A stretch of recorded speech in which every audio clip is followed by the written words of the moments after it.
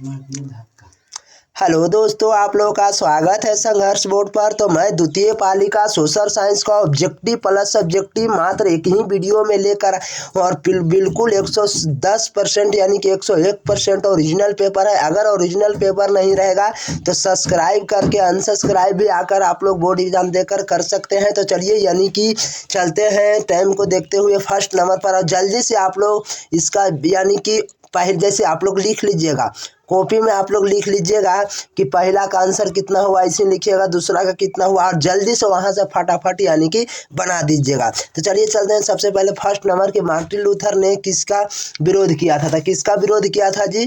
तो यानी कि रंगभेद नीति का, यानी कि सी बिल्कुल राइट आंसर होगा। पहला का बिल्कुल राइट आंसर सी होगा। चलिए दूसरा नंबर की, निम्नलिखित में से किसके अपने देश में अनिवार्य सैन्य सेवा लागू हुआ था? तो किसके देश में? तो बिस्मार्क के, यानी कि ए बिल्कुल राइट आंसर होगा। चलिए चलते हैं तीसरा नंबर, यानी कि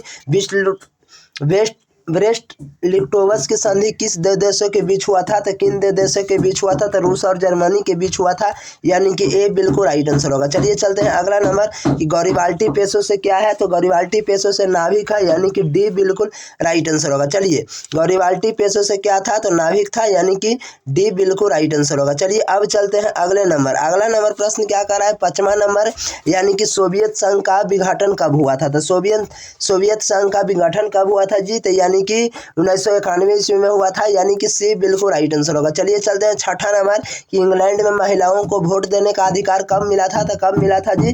तो यानी कि 1918 ईस्वी में मिला है, यानी कि ए बिल्कुल राइट आंसर है। 1918 ईस्वी में महिलाओं का वोट देने के लिए मिला था। चलिए चलते हैं 7वां नंबर, यानी कि वियना कांग्रेस की अध्यक्षता किसने की थी? तो किसने की थी? तो 7 नंबर का बिल्कुल राइट आंसर ये होगा, यानी कि मेटरनिक नहीं, यानी कि ए बिल्कुल राइट आंसर होगा। चलिए चलते हैं, यानी कि 8वां नंबर, भाषा के आधार पर कहाँ सामाजिक विभेद पाया था? तो कहाँ पाया था जी? तो 8 नंबर सवाल का बिल्कुल राइट आंसर, यानी कि डी इनमें से सभी हो जाएगा। श्रीलंका, आयरलैंड, यानी कि ब्रिटेन, यानी कि इनमें से सभी होगा। 10वां नंबर की, निम्नलिखित में से किसे गैरिबाल्डी की जीवनी लिखी है? तो किसने लिखा है जी? तो 10 नंबर का बिल्कुल right answer C Lala Lajpat Rai, यानी कि राय सी बिल्कुल राइट आंसर होगा। चलिए चलते हैं 11 नंबर, यानी कि क्रीमिया युद्ध में किसकी पराजय हुई थी? तो किसकी पराजय हुई थी जी? तो यानी कि रूस की पराजय हुई थी, यानी कि बी बिल्कुल राइट आंसर होगा। चलिए चलते हैं 12 नंबर, यानी कि निम्नलिखित में से किस देश में संगठनात्मक शासक व्यवस्था है? तो किस देश में है जी? तो यानी कि इनमें से सभी संयुक्त राज्य अमेरिका, यानी कि डी बिल्कुल राइट आंसर होगा। चलिए चलते हैं अगले नंबर प्रश्न। अगला नंबर 13 नंबर कि यूनान में स्वतंत्र संग्राम में किसकी पराजय हुई थी? तो किसकी पराजय हुई थी? तो तुर्की को हुई थी, यानी कि ए बिल्कुल राइट आंसर होगा। चलिए चलते हैं अगला नंबर, यानी कि नेपोलियन बोनापार्ट किस देश का शासक था? तो किस देश का शासक था? तो फ्रांस, यानी कि बी बिल्कुल राइट आंसर होगा। चलिए चलते हैं, यानी कि 15 नंबर की यंग इटली संगठन की स्थापना कब हुई थी? तो यानी कि बी, यानी कि मेजनी में हुआ था, यानी कि बी बिल्कुल right answer. Objective plus subjective दोनों है मात्र एक ही वीडियो में, और 10 से 15 मिनट में वीडियो ये खत्म हो जाएगा। चलिए चलते हैं जर्मनी के एकीकरण का नेतृत्व किसने किया था? तो किसने किया था जी? तो यानी कि कैबूर ने, यानी कि सी बिल्कुल राइट आंसर होगा। चलिए चलते हैं, यानी कि 17 नंबर कि फ्रैंक कार्ड की संधि कब हुई थी? तो कब हुई थी जी? तो 17 नंबर का बिल्कुल राइट आंसर डी 1871 ईस्वी में हुआ था। चलिए 18 नंबर प्रश्न क्या कर रहा है? 18 नंबर कि फ्रांसीसी क्रांति का मुख्य नारा क्या है? तो मुख्य नारा क्या है जी? तो स्वतंत्रता, समानता एवं बंधुत्व, यानी कि ए बिल्कुल राइट आंसर। बिल्कुल ओरिजिनल पेपर है 100%। चलिए 10 कैपिटल पुस्तक किसने लिखी है? तुरंत जाकर बोर्ड एग्जाम में लिखिए, यानी कि 10 कैपिटल पुस्तक किसने लिखा है? तो मार्क्स ने लिखा है, यानी कि बी बिल्कुल राइट आंसर होगा। चलिए अब चलते हैं अगले नंबर, यानी कि 20 नंबर की रूसी में समाजवादी शासक किसने स्थापित किया था? तो किसने स्थापित किया था जी? तो यानी कि लेनिन ने किया था, यानी कि बी बिल्कुल राइट आंसर होगा। चलिए और चलते हैं 21 नंबर के, भारत में न्यायपालिका किस प्रकार के संस्थापक है? तो किस प्रकार के संस्थापक है? तो स्वतंत्रता की, यानी कि सी बिल्कुल राइट आंसर होगा। चलिए चलते हैं 22 नंबर की, निम्नलिखित में से कौन भारतीय संघीय व्यवस्था का विशेष नहीं है? तो कौन विशेष नहीं है जी? तो 22 नंबर सवाल का बिल्कुल राइट आंसर डी हो जाएगा, यानी कि दोहरी नागरिकता हो जाएगा, यानी कि डी बिल्कुल राइट आंसर। 23 नंबर संविधान का अनुच्छेद 19 किसने संबंधित किससे संबंधित है, तो किससे संबंधित है जी, तो यानी कि मौलिक अधिकार से है, यानी कि बी बिल्कुल राइट आंसर होगा। चलिए 24 नंबर प्रश्न क्या कर रहा है कि निम्नलिखित में से कौन सामाजिक विभाजन का आधार नहीं है, तो कौन नहीं है, तो 24 नंबर सवाल का बिल्कुल राइट आंसर सी, यानी कि मानवता, यानी कि सी बिल्कुल राइट आंसर होगा। चलिए 25 नंबर सवाल क्या कर रहा है कि किस देश के सामाजिक विभेद के कारण विखंडन का सामना करना पड़ा है, तो कब कर किसने कारण किया, तो 25 नंबर सवाल का बिल्कुल राइट आंसर सी हो जाएगा, यानी कि बिल्कुल राइट आंसर सी होगा। चलिए अब चलते हैं, यानी कि नेपाल में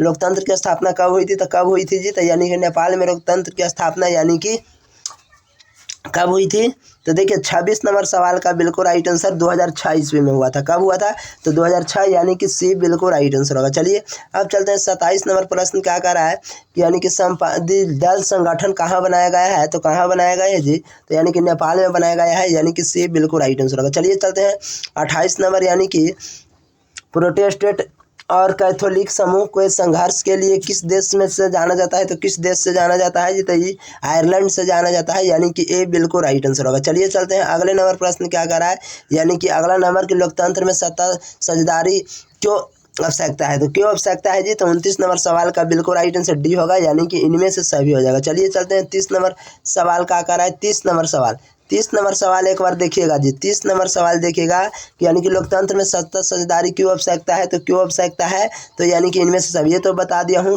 29 नंबर डी।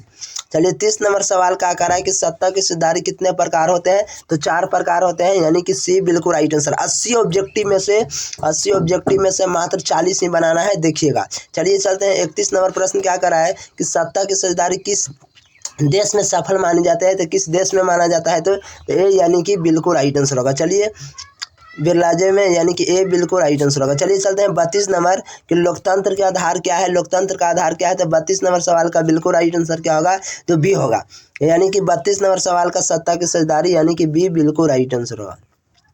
33 नंबर की भारत, यानी कि देखिए 33 नंबर क्या कह रहा है कि भारतीय संविधान कब लागू हुआ, तो 26 जनवरी 1950 को हुआ था, यानी कि बी बिल्कुल राइट आंसर होगा। चलिए चलते हैं 34 नंबर प्रश्न, यानी कि गरीबी के दृष्टि चक्र की अवधारण की आवश्यकता कौन है, तो आवश्यकता कौन है जी, तो चलिए 34 नंबर सवाल का बिल्कुल राइट आंसर नेक्स्ट हो जाएगा, यानी कि ए बिल्कुल राइट आंसर होगा। 35 नंबर सवाल क्या कर रहा है कि निम्नलिखित में से क्या बिहार के विकास में बाधक है, तो कौन है, तो गरीबी, बेरोजगारी, बाढ़, यानी कि 35 नंबर सवाल का बिल्कुल राइट आंसर डी होगा। चलिए आप लोग कॉपी में लिखते जाइएगा। 36 नंबर कि मानव विकास रिपोर्ट का प्रकाशन निम्नलिखित में से किसके द्वारा किया गया था, तो किसके द्वारा किया गया था जी, तो यानी कि सी बिल्कुल राइट आंसर होगा। चलिए अब चलते हैं 37 नंबर कि निम्नलिखित में से किसी के प्राथमिक क्षेत्र है, तो प्राथमिक क्षेत्र यानी कि एक कृषि प्राथमिक क्षेत्र है, औद्योगिक यानी कि द्वितीय क्षेत्र है, सेवा तृतीय क्षेत्र में आता है, तो ये भी आप लोग बात ध्यान में रखिएगा। चलिए 38 नंबर कि भारत में वित्तीय वर्ष कहा जाता है, तो भारत में वित्तीय वर्ष यानी कि किसे कहा जाता है जी, तो भारत में वित्तीय वर्ष देखिएगा, यानी कि 1 अप्रैल 1831 ईस्वी को कहा जाता है, यानी कि सी बिल्कुल राइट आंसर होगा। चलिए 39 नंबर की निम्नलिखित में से किस राज्य को पिछड़ा राज्य कहा गया है, तो बिहार को, यानी कि बी बिल्कुल राइट आंसर होगा। चलिए चलते हैं, यानी कि योजना आयोग का अध्यक्ष कौन है, तो योजना आयोग का अध्यक्ष कौन है जी, तो देखिएगा, यानी कि 40 नंबर सवाल का बिल्कुल राइट आंसर प्रधानमंत्री होता है, यानी कि बी बिल्कुल राइट आंसर होगा। चलिए 40 ही बनाना है, लेकिन मैं आप लोग को ज़्यादा बता रहा हूँ। चलिए बिहार के विकास में बिना भारत का विकास संभव नहीं है, ये कथन किसने बोला था, तो APJ अब्दुल कलाम ने बोला था कि अगर बिहार का जब तक विकास नहीं होगा तब तक भारत का भी विकास नहीं होगा। चलिए चलते हैं 42 नंबर क्या कह रहा है कि बिहार में सबसे अधिक लोग किस क्षेत्र में कार्य करते हैं, तो किस क्षेत्र में काम करते हैं जी, तो कृषि क्षेत्र में काम करते हैं, यानी कि सी बिल्कुल राइट आंसर होगा। चलिए अब चलते हैं 43 नंबर सवाल पर। 43 नंबर यानी कि सतत विकास का अर्थ क्या होता है, तो सतत विकास का अर्थ क्या होता है जी, तो चलिए यानी कि इसमें डी बिल्कुल राइट आंसर है, बाकी आंसर नहीं है, कटा हुआ है, तो डी बिल्कुल राइट आंसर मारिएगा।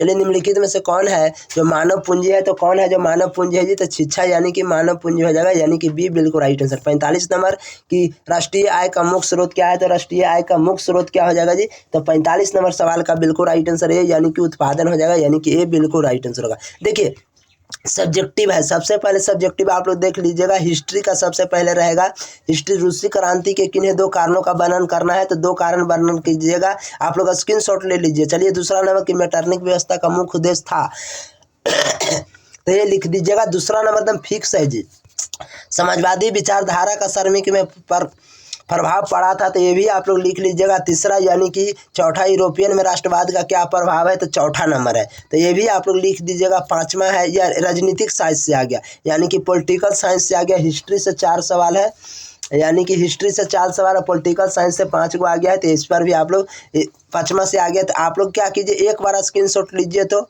अर्थव्यवस्था इकोनॉमी से की है, इकोनॉमी से मिश्रित अर्थव्यवस्था से क्या समझते हैं लिख लीजिएगा। मानव विकास रिपोर्ट से क्या है ये भी लिख लीजिएगा।